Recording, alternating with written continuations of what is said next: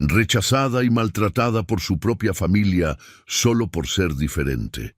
En la historia de hoy seremos testigos de cómo una joven, marcada por el desprecio, encuentra una luz de esperanza en el lugar más inesperado. La estancia de un viudo solitario que vio en ella la belleza que todos los demás se negaban a reconocer. Si te gusta este tipo de contenido, no olvides suscribirte a nuestro canal. Publicamos videos todos los días y dale me gusta al video si te gusta esta historia. Déjanos en los comentarios contándonos desde dónde eres y a qué hora nos escuchas. Sus propios padres la golpeaban por ser diferente, pero un estanciero viudo vio en ella lo que nadie más pudo ver. Comenta desde dónde nos estás escuchando y si alguna vez has pasado por momentos en que te sentiste rechazado por tu propia familia. Tu historia también puede tener un giro inesperado. El sol del altiplano quemaba la tierra rojiza de Salta cuando los gritos resonaron una vez más por la casa de madera descascarada. Luna se encogió en el rincón de la cocina, sus brazos delgados protegiendo el rostro mientras el cinturón de su padre cortaba el aire como un látigo. «Niña desgraciada, naciste para dar problemas, ¿verdad?». La voz áspera de Ricardo Vargas resonaba entre las paredes de adobe, mientras su esposa Beatriz asistía en silencio, los labios apretados en una línea dura de aprobación. A sus 16 años, Luna cargaba en sus hombros encorvados el peso de ser diferente. Su piel era más oscura que la de sus hermanos. Sus cabellos rizados se resistían a cualquier intento de domesticación, y sus ojos almendrados delataban una mezcla de sangres que la familia prefería olvidar. En el interior de Salta de los años 1970, donde las estancias se extendían como océanos de pasto y ganado, ser mestiza en una familia que se enorgullecía de sus raíces españolas era una marca de vergüenza que ella llevaba en la piel. La casa estaba en un camino de tierra que conectaba Salta capital con las fincas del interior, rodeada de algarrobos y palmeras que danzaban al viento de la puna. El olor a tierra mojada después de la lluvia se mezclaba con el aroma dulce del dulce de cayote que Beatriz hacía para vender en la ciudad.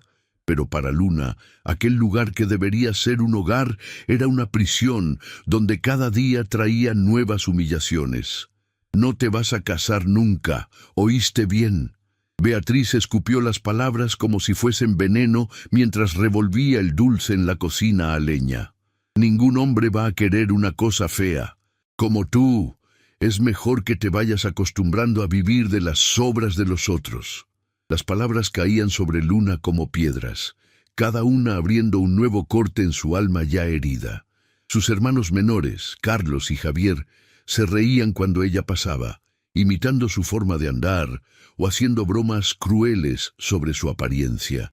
Era como si toda la familia se hubiera unido en un pacto silencioso para recordarle diariamente que ella no pertenecía a aquel lugar. Por la noche, cuando los grillos cantaban, en el patio y el viento mecía las hojas del mango, Luna se escondía debajo de la cama de paja y lloraba en silencio, soñando con un lugar donde pudiera ser simplemente ella misma. El espejo rajado del cuarto de las chicas le devolvía una imagen que había aprendido a odiar. Los labios gruesos, la nariz ancha, la frente alta cubierta por cicatrices de acné. Cada mañana era una nueva confirmación de que ella era exactamente lo que la familia decía. Una aberración, un error de la naturaleza que el destino arrojó en medio de aquella casa para atormentar a personas decentes. Pero había momentos raros como lluvia en el desierto en plena sequía, en que Luna sentía algo diferente dentro del pecho. Cuando cuidaba de los animales en el corral, cuando ayudaba a ordeñar las vacas en la madrugada, o cuando miraba el atardecer teñir el cerro de dorado, una voz susurraba bajito en su corazón que tal vez, solo tal vez, ella era más de lo que esas personas podían ver. El invierno seco del altiplano, trajo consigo una noticia que cambiaría para siempre el rumbo de la vida de Luna. Don Santiago Morales, un estanciero viudo conocido en la región por su honorabilidad y riqueza, había buscado a la familia Vargas con una propuesta inusual. Ricardo recibió al hombre en la sala de visitas, ofreciéndole café recién colado y dulce casero, mientras Beatriz se arreglaba el cabello y alisaba su vestido de tela estampada. «Necesito a alguien para cuidar de la casa y ayudar con mis muchachos», dijo Santiago, su voz grave resonando en la pequeña sala. Tenía casi 40 años, la piel curtida por el sol y las inclemencias del campo, manos grandes y callosas que hablaban de una vida de trabajo duro. Había perdido a su esposa en el parto del tercer hijo 2 años antes y desde entonces criaba a los 3 niños solo. «Oí decir que ustedes tienen una hija en edad de casarse». La mirada de Ricardo se encendió con un brillo que Luna conocía bien. Era la misma expresión que tenía cuando cerraba un trato de ganado. «Luna es trabajadora, sí, señor. Sabe hacer todo lo que una mujer necesita saber. Cocina, cose, cuida de niños». La voz arrastrada del padre transformaba su vida en una lista de mercancías ofrecidas al comprador. Desde fuera de la ventana, Luna escuchaba cada palabra con el corazón desbocado. Conocía a don Santiago de vista, un hombre alto y fuerte que asistía a la misa dominical en la iglesia de San Roque, siempre acompañado de sus 3 hijos pequeños. Tenía fama de ser justo con sus empleados y de nunca levantarle la mano a nadie, pero también era conocido por su rigidez y su temperamento reservado. «No estoy hablando de matrimonio todavía», aclaró Santiago, moviendo el sombrero de cuero entre sus manos. «Primero quiero ver cómo se adapta. Si funciona, entonces conversamos sobre otras cosas». Su voz cargaba una seriedad que hizo que el aire de la sala se volviera más pesado, como antes de una tormenta. Beatriz intervino con una sonrisa forzada. «Claro, claro, la niña se esforzará para cumplir con el trabajo. Ella sabe cuál es su lugar». Lo que realmente quería decir era que Luna sabía ser invisible, sabía no molestar, sabía aceptar cualquier cosa que le ofrecieran porque no tenía elección. Esa noche, mientras la familia discutía los detalles del arreglo en la cocina, Luna se refugió en el patio bajo las estrellas del norte. La Vía Láctea se extendía sobre su cabeza como un río de luz, y se preguntó si algún día podría ser libre para soñar sin miedo.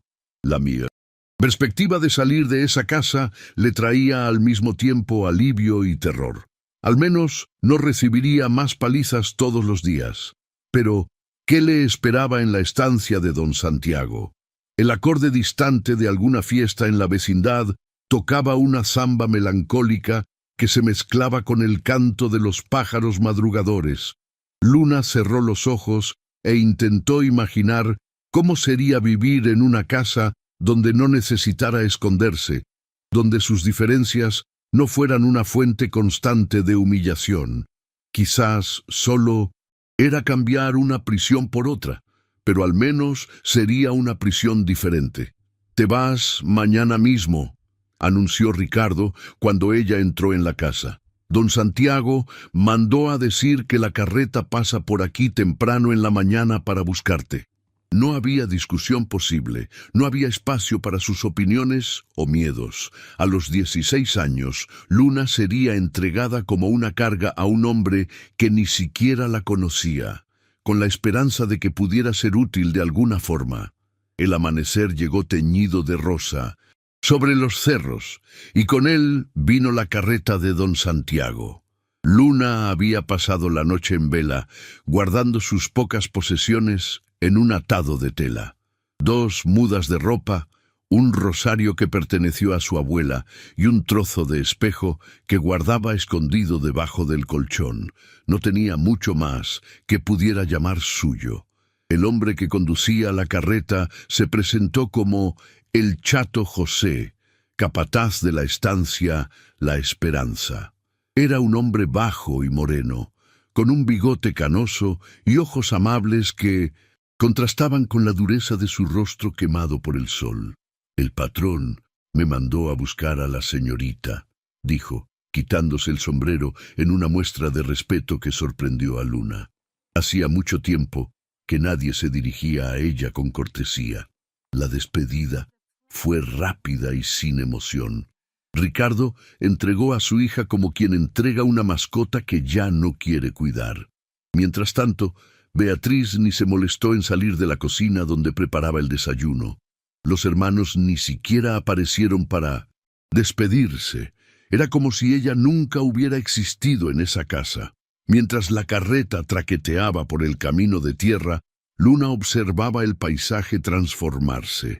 Dejaron atrás las casas pequeñas y apretadas de las afueras de Salta capital y entraron en el corazón del valle, donde estancias inmensas se extendían hasta donde alcanzaba la vista. El olor también cambió. Menos humo y polvo, más pasto y tierra húmeda. «El patrón es un buen hombre», dijo el chato José, sin quitar los ojos del camino. «Perdió a la patrona hace 2 años y desde entonces anda medio callado, pero nunca ha maltratado a nadie. Los muchachos son buenos también, solo están necesitando el cuidado de una mujer». Sus palabras cargaban una bondad que Luna no estaba acostumbrada a oír, como si estuviera tratando de tranquilizarla. La estancia, La Esperanza, apareció en el horizonte como un espejismo. Una casa grande de madera con una amplia galería, rodeada de corrales bien cuidados y pastizales que se perdían de vista. Había flores en el jardín del frente, algo que llamó la atención de Luna, porque en la casa de sus padres hasta las plantas parecían tristes y abandonadas. Santiago Morales estaba en la galería cuando llegó la carreta, apoyado en una de las columnas de madera con los brazos cruzados. Usaba una camisa blanca y pantalones de trabajo, el cabello oscuro peinado hacia atrás, revelando algunas mechas canosas en las sienes. Sus ojos eran oscuros y serios, pero no cargaban la crueldad que ella estaba acostumbrada a ver en su padre. «Llegaron bien», dijo él, bajando los escalones de la galería. No sonrió, pero tampoco demostró la repulsa que Luna esperaba ver cuando la mirara por primera vez. Sus ojos la estudiaron por un momento, como quien evalúa un animal que está pensando en comprar.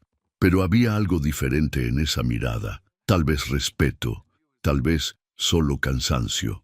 «José, lleva sus cosas al cuarto del fondo», ordenó, señalando el pequeño atado que contenía todas las pertenencias de Milncentuzente. «Luna, y tú, muchacha, ven conmigo que te voy a mostrar la casa y explicarte lo que hay que hacer». Su voz era firme, pero no agresiva, como si estuviera hablando con una persona de verdad, y no con una carga inconveniente.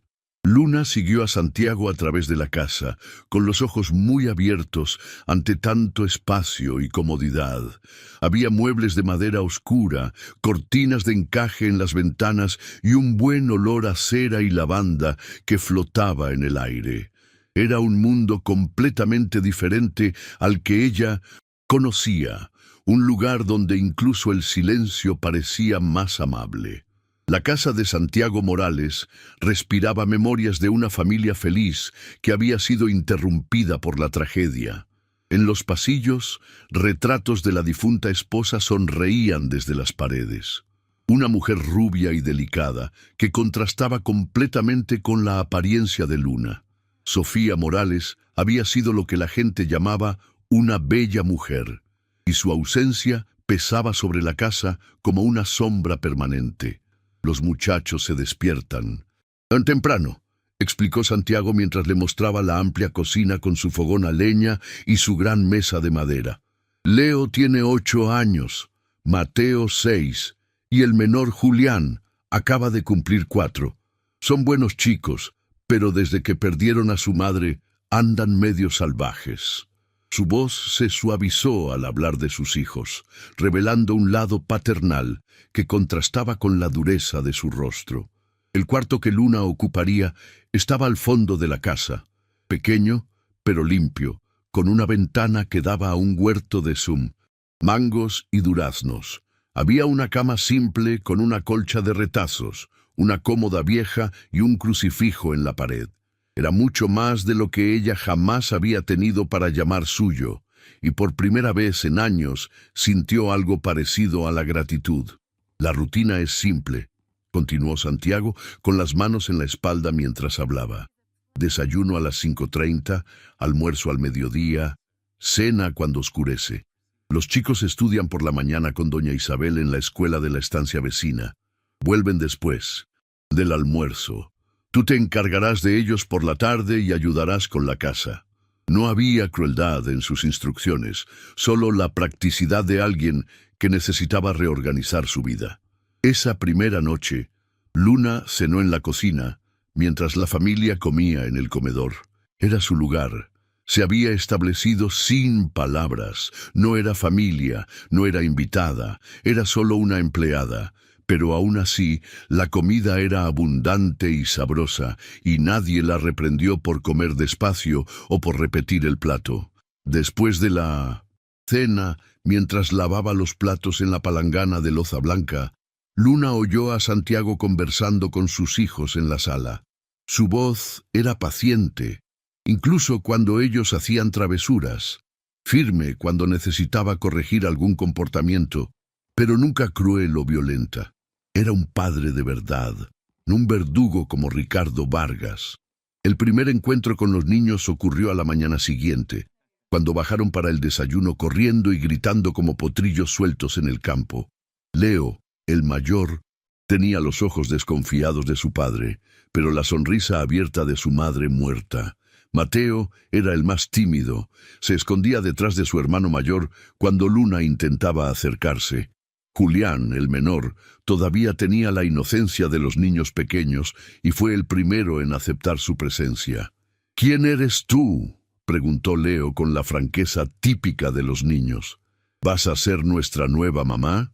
La pregunta hizo que el silencio cayera sobre la mesa como una manta pesada. Santiago dejó de comer, el tenedor suspendido en el aire mientras buscaba las palabras correctas. «Ella los cuidará mientras yo estoy trabajando», respondió finalmente, la voz más baja de lo normal. «No es su madre. Ustedes ya tuvieron una madre. Ella solo va a ayudar». Sus palabras dejaron claros los límites y las expectativas, pero también protegieron a Luna de falsas esperanzas. Esa mañana, mientras los niños se preparaban para la escuela, Luna sintió por primera vez en años algo parecido a un propósito. Tal vez no era amor lo que la esperaba en esa casa. Tal vez ni siquiera era felicidad, pero al menos sería útil. Y para alguien que pasó toda la vida siendo tratada como un estorbo, ser útil ya parecía un milagro. Los días en la estancia, la esperanza, comenzaron a crear un ritmo propio, como las estaciones del valle que se suceden en una danza milenaria entre lluvia y sequía. Luna se despertaba antes del amanecer, preparaba el café con el aroma fuerte que Santiago prefería y observaba por la ventana de la cocina los primeros rayos de sol pintar de dorado los pastizales cubiertos de rocío. Los niños gradualmente se fueron acostumbrando a su presencia.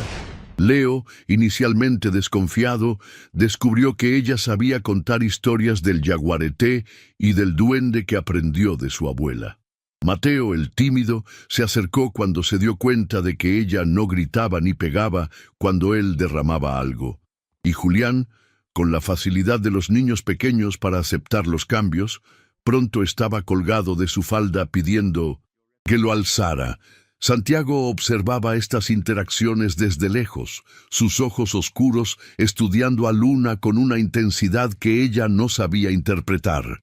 Era un hombre de pocas palabras, pero sus acciones hablaban por volúmenes.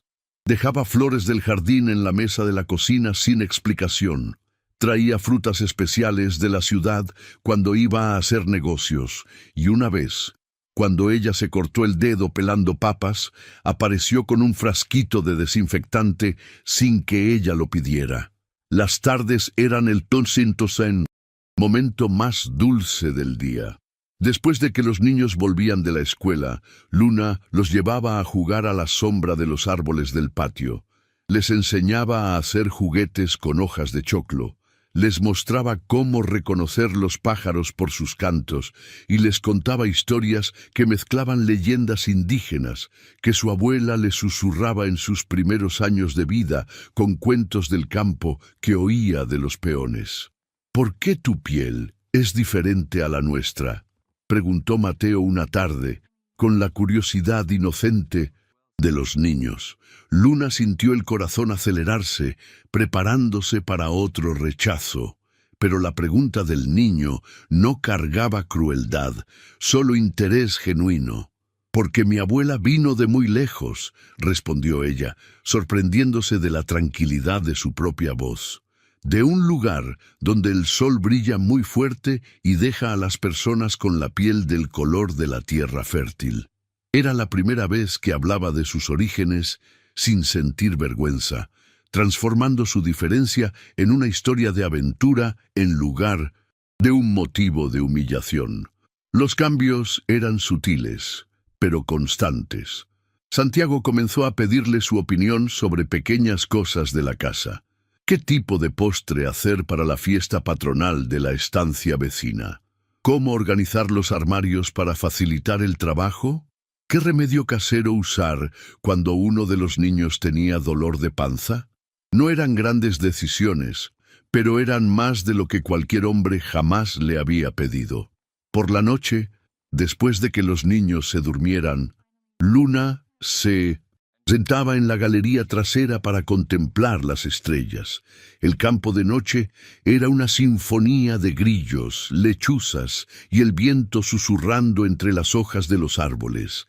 Era en esos momentos que sentía una paz que nunca había experimentado.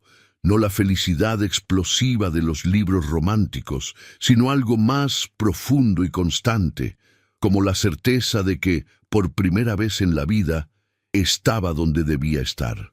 Una noche, Santiago apareció en la galería cargando 2 tazas de café. Se sentó en el escalón a su lado sin pedir permiso. Le ofreció una de las tazas y se quedaron allí en un silencio compartido, mirando las estrellas brillar sobre la vastedad del campo. Era la primera vez que alguien simplemente elegía su compañía, sin querer nada a cambio, sin criticar, sin exigir explicaciones. En ese silencio lleno de significados no dichos, Luna sintió algo florecer en su pecho. No era amor todavía, pero tal vez era el terreno donde el amor podría crecer. Muchas gracias por escuchar hasta aquí. Si esta historia te está conmoviendo, no olvides suscribirte a nuestro canal. Publicamos videos todos los días y dale me gusta al video si te gusta. Déjanos en los comentarios contándonos desde dónde eres y a qué hora nos escuchas. El primer invierno de Luna en la estancia La Esperanza trajo consigo una serie de pequeñas revelaciones que cambiaron sutilmente la dinámica de la casa. Durante una mañana particularmente fría, cuando la helada cubrió el pasto como un manto plateado, Julián se despertó con fiebre alta, y Luna pasó la noche entera al lado de su cama, haciéndole compresas y dándole té de hierbas. Santiago los encontró a los 2 dormidos en la mecedora del cuarto de los niños cuando bajó para el desayuno. El niño estaba acurrucado en el regazo de Luna, respirando calmadamente por primera vez en horas, mientras ella dormía con la cabeza inclinada, una de sus manos aún posada protectoramente sobre la frente del pequeño. «Gracias», dijo él simplemente cuando ella despertó, sobresaltada por su presencia. No eran solo 2 palabras, eran un reconocimiento de que ella se había preocupado genuinamente por su hijo, que había ofrecido cuidado sin esperar nada a cambio. Era la primera vez que alguien le agradecía a Luna por existir. A partir de ese día, pequeños cambios comenzaron a aparecer. Santiago empezó a incluirla en las conversaciones durante las comidas, preguntándole su opinión sobre los acontecimientos de la estancia o de la región. Cuando los peones comentaban sobre el clima o el ganado, él a veces se giraba hacia ella ¿Qué piensas tú, Luna? Como si su opinión tuviera valor, como si fuera más que solo una empleada. Los domingos se volvieron especiales de una forma que ella nunca había experimentado. Después de la misa en la capilla de la estancia vecina, toda la familia volvía a casa y Luna preparaba almuerzos especiales. Lechón asado, pescado de río, dulce de membrillo. Santiago insistió en que se sentara a la mesa con ellos en esos días, rompiendo la barrera invisible que separaba a patrones de empleados. «Es día del Señor», explicó cuando ella dudó la primera vez. «En esta casa, el domingo, somos todos familia». La palabra familia resonó en el corazón de Luna como una campana tocando una melodía que había olvidado soñar. No era del todo verdad todavía, pero era una promesa de posibilidad.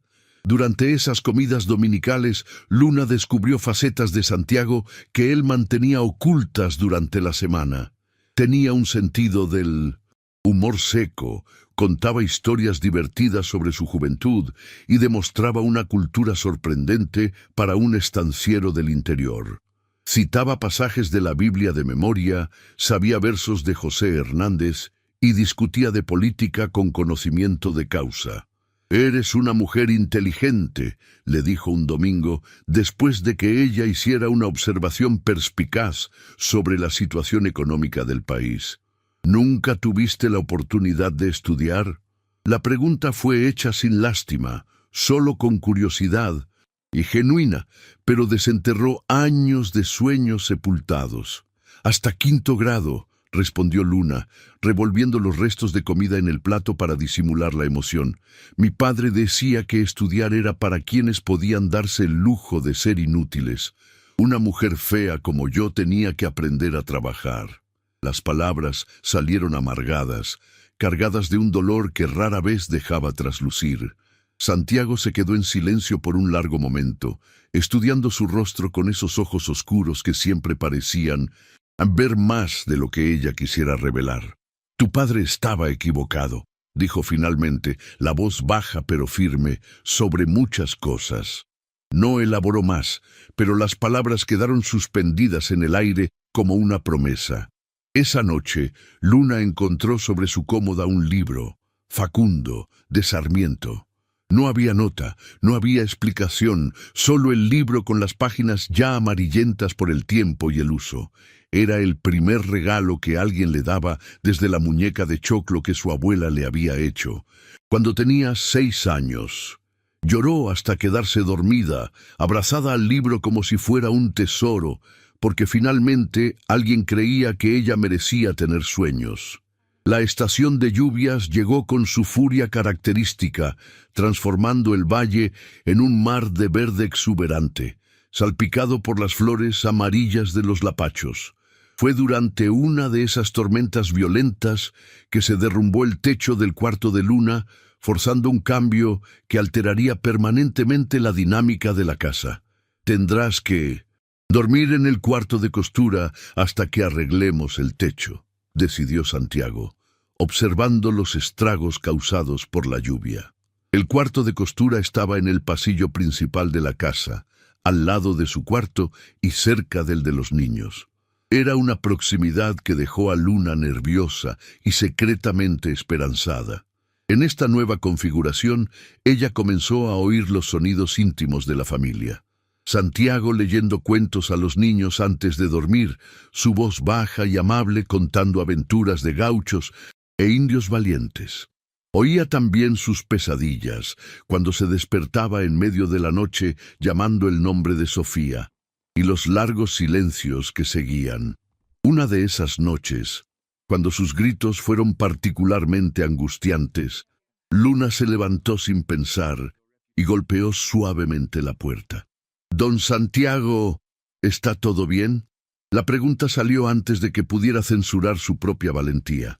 La puerta se abrió despacio, revelando a un hombre diferente del estanciero seguro de sí que ella conocía. Santiago estaba con el cabello revuelto, los ojos rojos, la respiración irregular.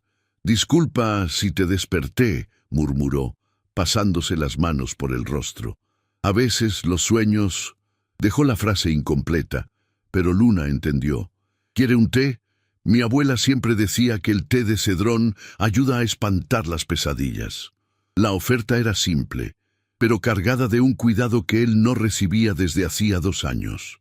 Santiago dudó por un momento, como si estuviera sopesando las implicaciones de aceptar. Luego asintió.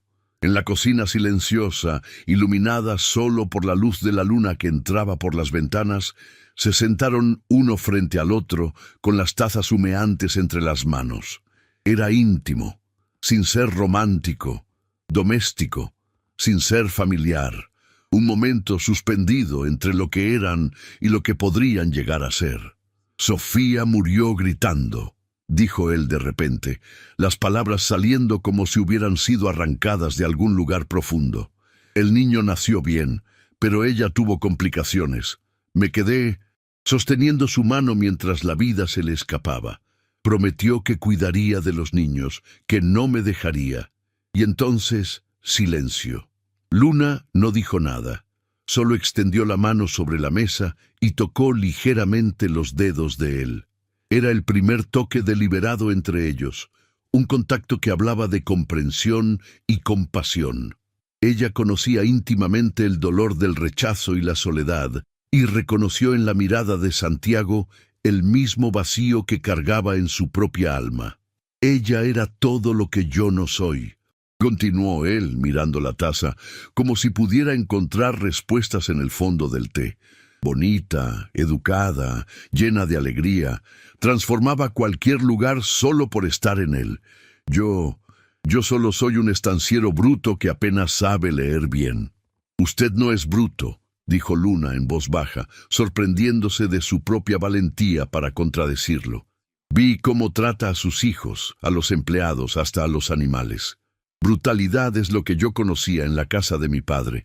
Lo que veo aquí es firmeza con bondad. Santiago levantó la vista y la estudió en la penumbra de la cocina. Y tú sabes lo que es la bondad, ¿verdad? Después de todo lo que pasaste, no fue una pregunta, sino una afirmación de quien había observado sus cicatrices físicas y emocionales y reconocido en ellas una fuerza que él mismo no poseía. Cuando terminaron el té y cada uno se retiró a su cuarto, algo fundamental había cambiado entre ellos. No era amor todavía, pero era reconocimiento mutuo. 2 almas heridas que habían encontrado inesperadamente en la compañía del otro un bálsamo para sus dolores solitarios. El verano trajo consigo la peña folclórica de la región, una celebración que reunía a todas las estancias en un ambiente de música, danza y comidas típicas. Era tradición que todas las familias participaran, y Santiago anunció que llevarían a Luna con ellos, no como empleada, sino como parte de la familia. «Necesitarás un vestido nuevo», dijo una mañana, poniendo algunos billetes sobre la mesa de la cocina. «Doña Isabel en el pueblo puede hacerte uno bonito». Era la primera vez que alguien se preocupaba por su apariencia por razones que no implicaran críticas o humillaciones. El vestido que doña Isabel confeccionó era de una tela floreada azul, con mangas abullonadas y una falda amplia que realzaba su figura. Cuando Luna se miró en el espejo de la costurera, casi no reconoció a la mujer que le devolvía la mirada. Seguía siendo el mismo rostro, pero había algo diferente en sus ojos, una luz que no existía antes. La noche de la fiesta, Santiago la esperó en la galería, vestido con su mejor camisa y bombacha de campo. Cuando ella apareció en la puerta, él contuvo la respiración por un momento. «Estás bonita», dijo. Y por primera vez en la vida de Luna, la palabra no sonó como una mentira piadosa.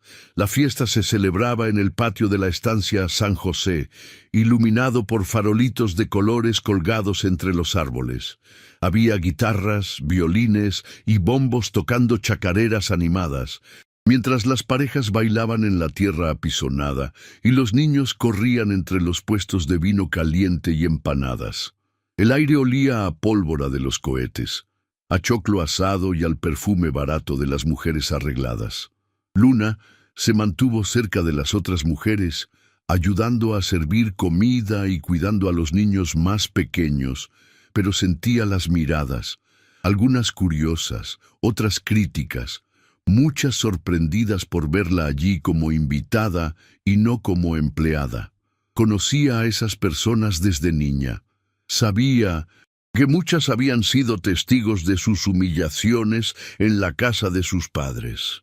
«Miren, la Luna de los Vargas ahora es gente fina», comentó doña Elvira, la esposa del estanciero vecino, con ese tono de falsa inocencia que las mujeres usan para esparcir veneno.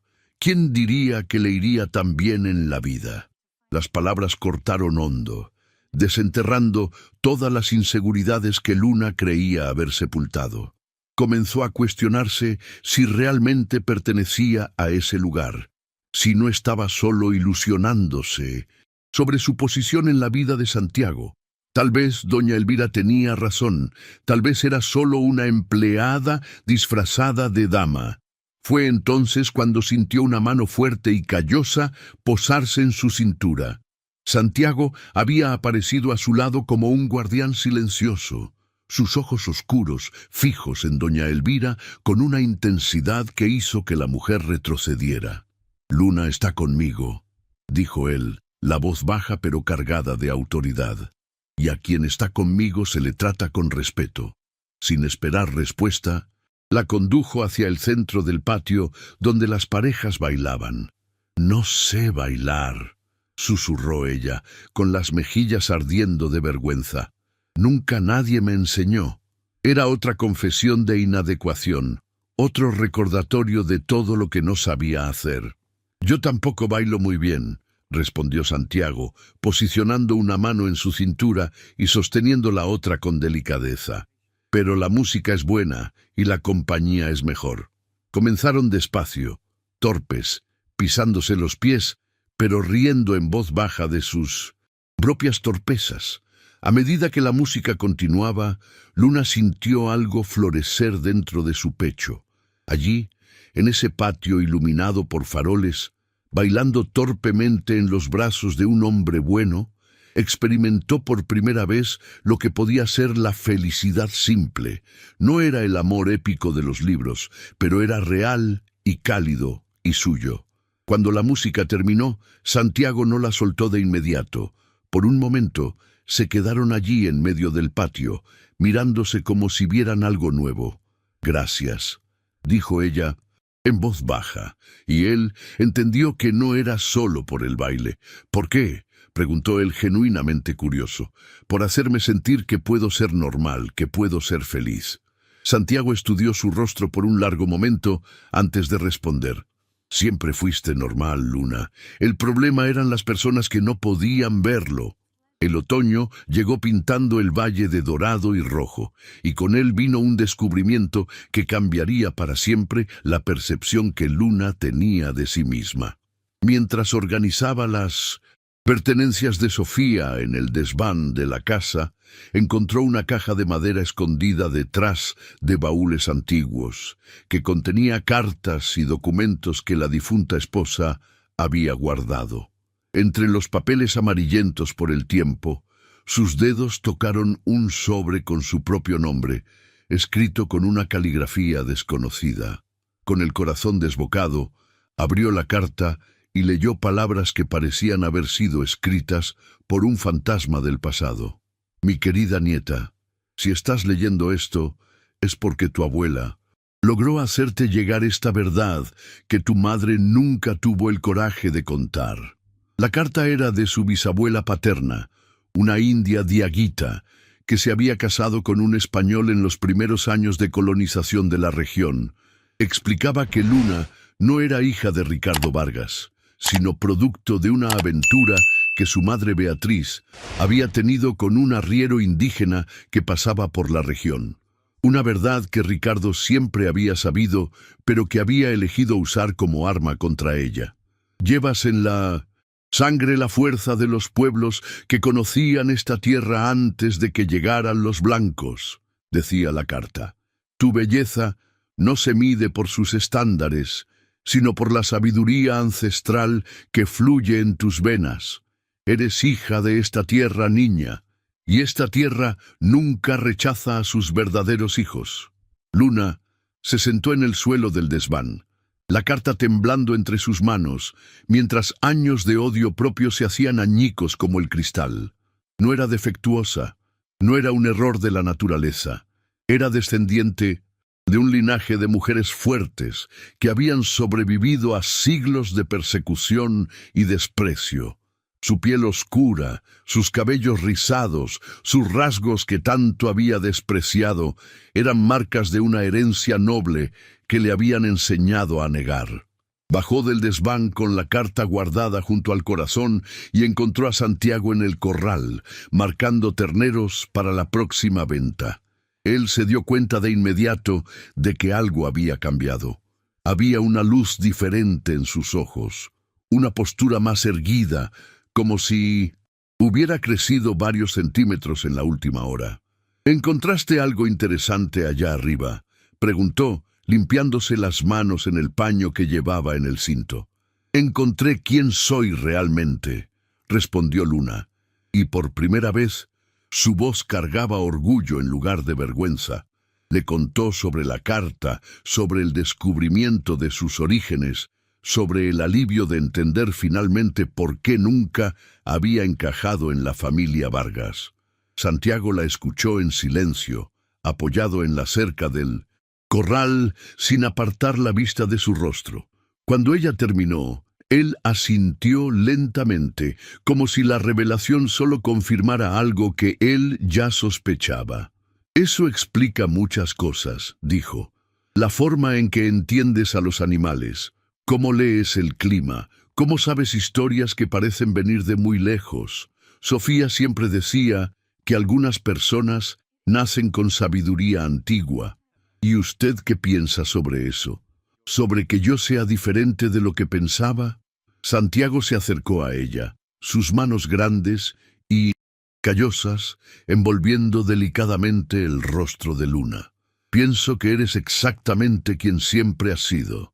La diferencia es que ahora tú también lo sabes. Esa noche, durante la cena, Luna contó la historia de sus orígenes a los niños. En lugar del rechazo que siempre había temido, encontró fascinación y curiosidad. Leo quería saber si ella sabía rastrear animales como los indios de los libros. Mateo preguntó si podía enseñarles danzas tribales, y Julián simplemente declaró que le parecía genial tener una india cuidándolos.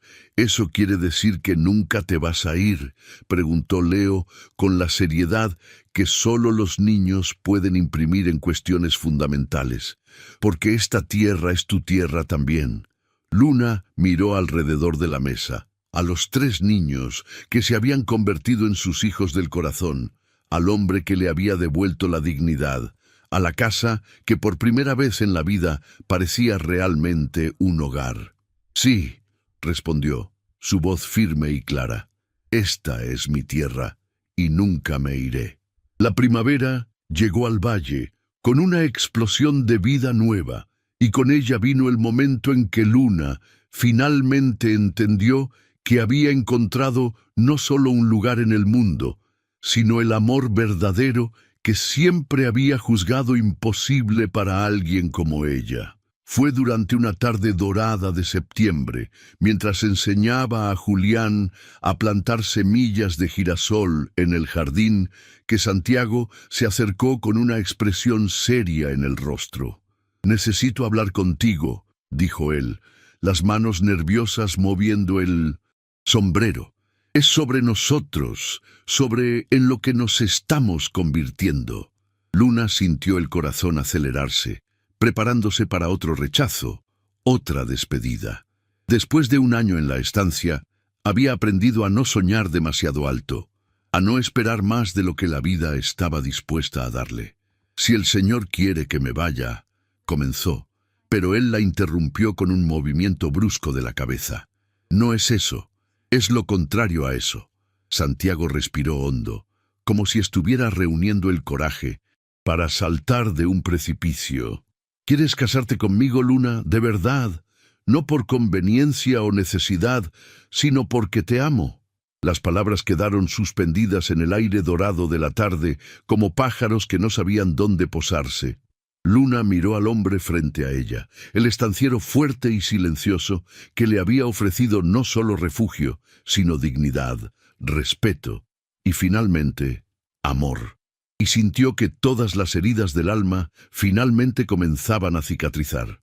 «No soy bonita», dijo ella, «porque los viejos miedos mueren despacio. No soy educada como su primera esposa. No sé ser una dama, no sé...» «Eres hermosa», la interrumpió Santiago, sus manos envolviendo su rostro como lo había hecho la noche del descubrimiento sobre sus orígenes. «Hermosa de una forma que Sofía nunca lo fue, porque tu belleza nació del dolor y se fortaleció en la resistencia. Eres fuerte donde ella era frágil, sabia donde ella era ingenua, y los niños te aman como nunca imaginé que podrían amar a alguien que no fuera su madre». «Y yo los amo a ellos», respondió Luna, las palabras saliendo en una confesión susurrada. «Y te amo a ti también.